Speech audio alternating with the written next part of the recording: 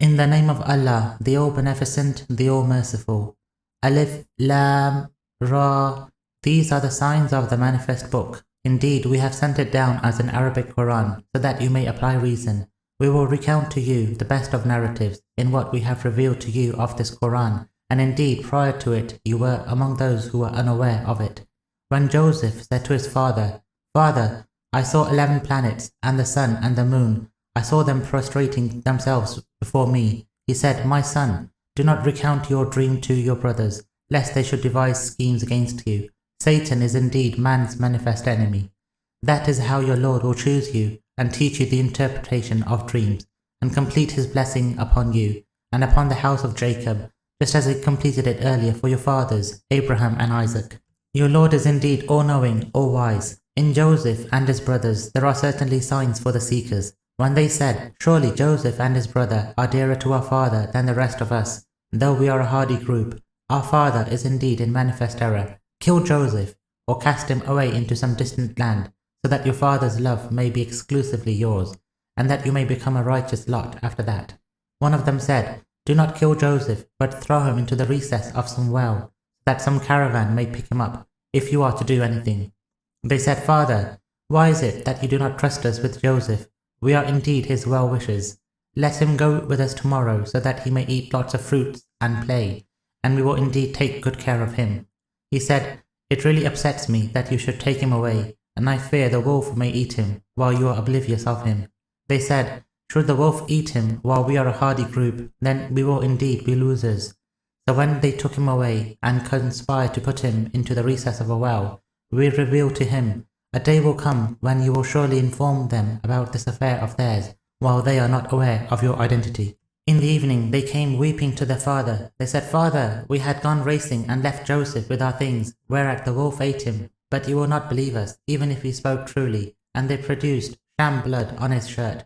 He said, 'Rather, your souls have made a matter seem decorous to you, yet patience is graceful, and Allah is my resort against what you allege.' And there came a caravan, and they sent their water drawer, who let down his bucket. 'Good news,' he said, 'this is a young boy.' So they hid him as a piece of merchandise, and Allah knew best what they were doing. And they sold him for a cheap price, a few dirhams, for they set small store by him.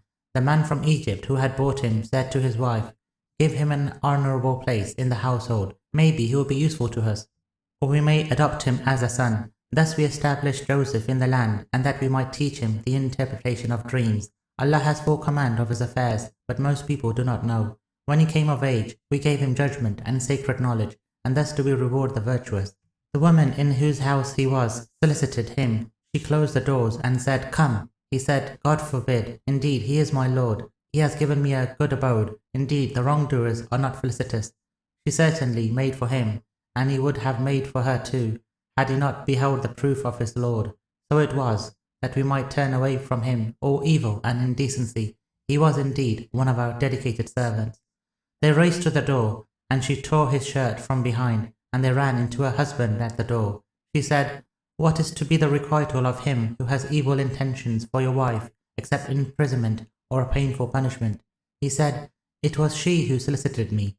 A witness of our own household testified, "If his shirt is torn from the front, she tells the truth and he lies. But if his shirt is torn from behind, then she lies and he tells the truth."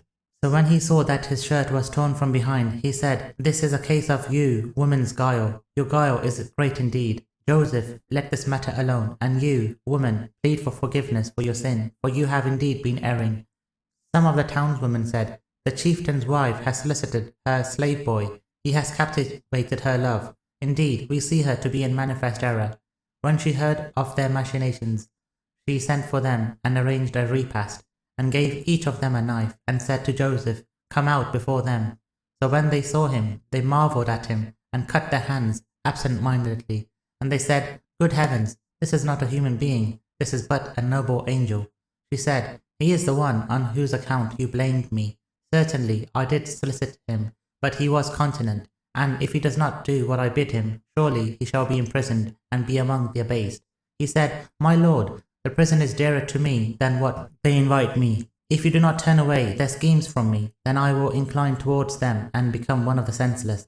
So his lord answered him and turned away their stratagems. from him. Indeed, he is the all-hearing, the all-knowing. Then it appeared to them, after they had seen all the signs of his innocence, that he should confine him for some time. There entered the prison 2 youths along with him. One of them said, I dreamt that I am pressing grapes. The other said, I dreamt that I am carrying bread on my head, from which the birds are eating. Inform us of its interpretation, they said, for indeed we see you to be a virtuous man. He said, before the meals you are served come to you, I will inform you of its interpretation. That is among things my Lord has taught me. Indeed, I renounce the creed of the people who have no faith in Allah and who also disbelieve in the hereafter. I follow the creed of my fathers, Abraham, Isaac, and Jacob.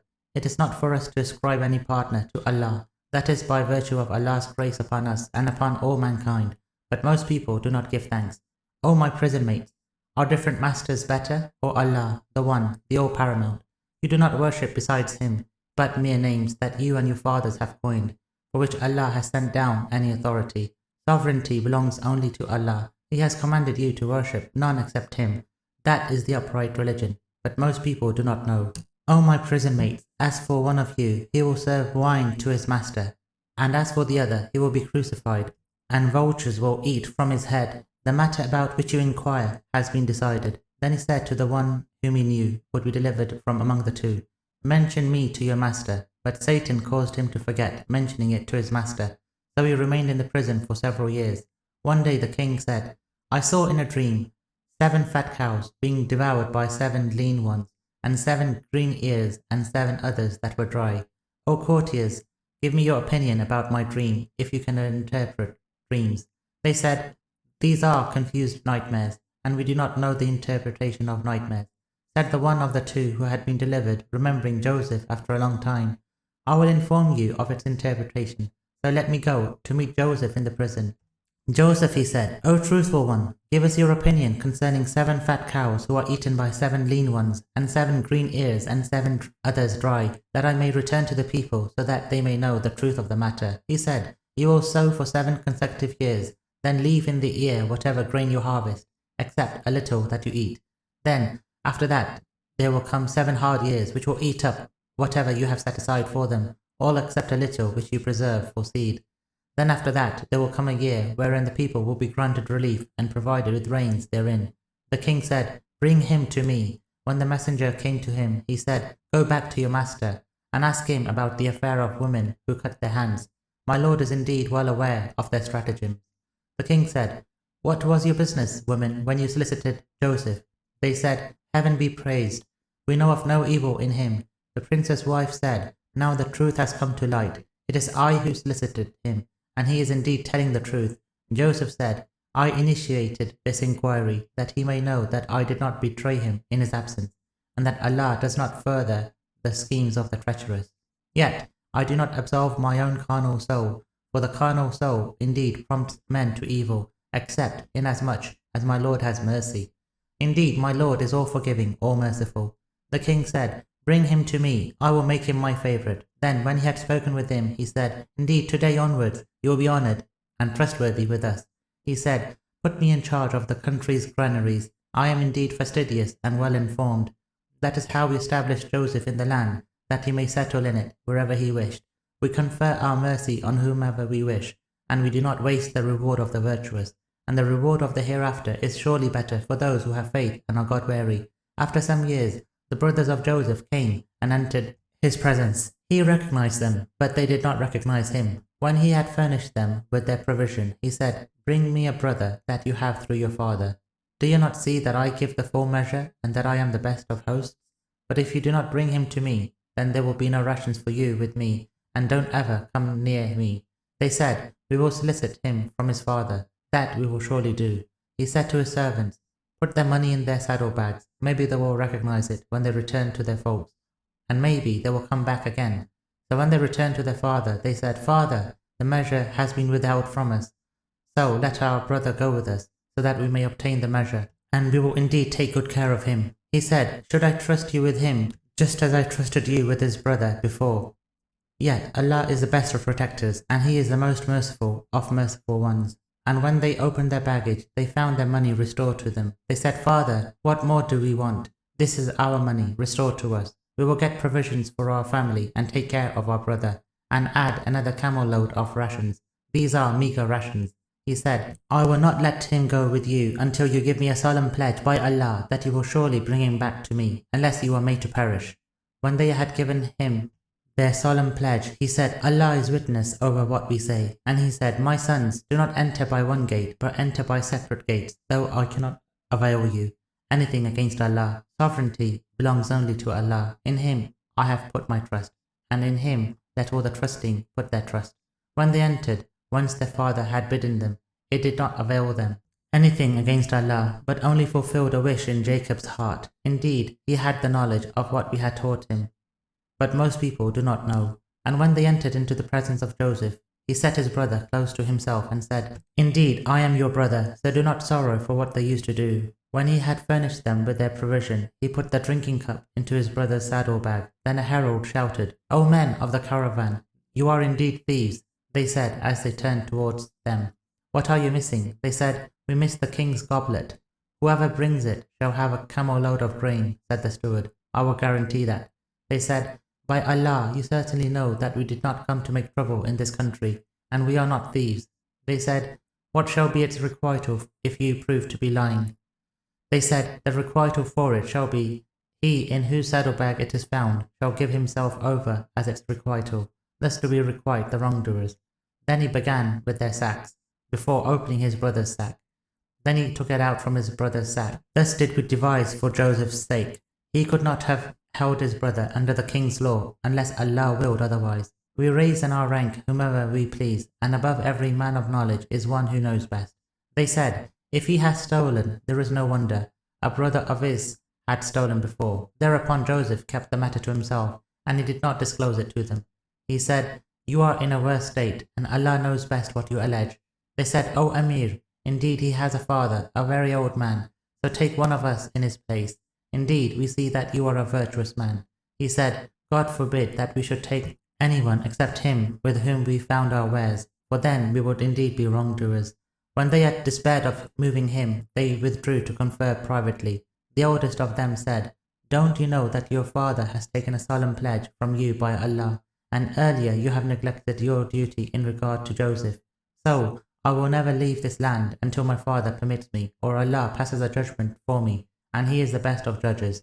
Go back to your father, and say, Father, your son has indeed committed theft, and we testified only to what we knew, and we could not have forestalled the unseen. Ask the people of the town we were in, and the caravan with which we came. We indeed speak the truth. He said, Rather, your souls have made a matter seem decorous to you, yet patience is graceful. Maybe Allah will bring them all back to me. Indeed, He is the all-knowing, the all-wise. And he turned away from them and said, Alas for Joseph! His eyes had turned white with grief, and he choked with suppressed agony. They said, By Allah, you will go on remembering Joseph until you wreck your health or perish. He said, I complain of my anguish and grief only to Allah. I know from Allah what you do not know. Go, my sons, and look for Joseph and his brother, and do not despair of Allah's mercy. Indeed, no one despairs of Allah's mercy except the faithless lot. Then, when they entered into his presence, they said, O Amir, distress has befallen our family and us, and we have brought just a meager sum, yet grant us the full measure, and be charitable to us. Indeed, Allah rewards the charitable. He said, Have you realized what you did to Joseph and his brother when you were senseless? They said, Are you really Joseph?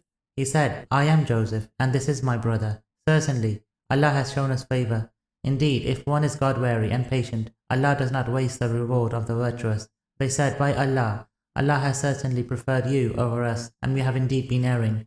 He said, There shall be no reproach on you today. Allah will forgive you, and He is the most merciful of the merciful.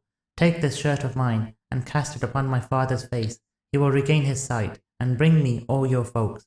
As the caravan set off, their father said, I sense the scent of Joseph.